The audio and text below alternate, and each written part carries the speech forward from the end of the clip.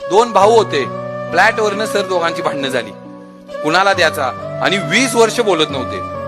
दोघांचा एक चांगला गुण होता, एकाच गुरुकडे जायचे, एकाच गुरुजींच्याकडे जायचे सत्संगाला. मोठ्या भावाच्या मुलीचं लग्न ठरलं, म्हणलं आपल्या भावाला पत्रिका दिली पाहिजे, त्याच्याच लेकीचं लग्न आहे.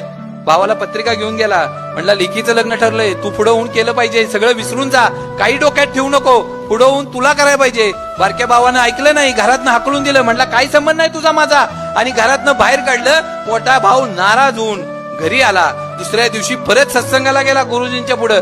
गुरुजींनी चेहरा बघितला, विचारलं काय झालंय, म्हणला लेकीचं लग्न होतं, भाऊ मी बोलत नव्हतो 20 वर्ष, पत्रिका घेऊन गेलो, सगळं विसरून जाऊया, पण भावाने ऐकलं नाही, घरातनं बाहेर काढलं. गुरुजींनी ऐकून घेतलं. थोड्या वेळाने दुसरा भाव आला, त्याला बोलवलं, विचारलं मी तुला काल काय शिकवलंय ते लक्षात आहे का? आठवून बघितलं त्यानं, नाही म्हणला, तुम्ही काल काय सांगितलं मला लक्षात नाही. अरे मी तुला काल काय सांगितलं ते लक्षात नाही, आणि 20 वर्षापूर्वी भाऊ काय म्हणला होता हे का लक्षात ठेवलंय? आयुष्यात आमच्या भावानं आमच्यासाठी ज्या चांगल्या गोष्टी केल्यात ना त्या लक्षात ठेवा ना, वाईटच का ठेवतो रे?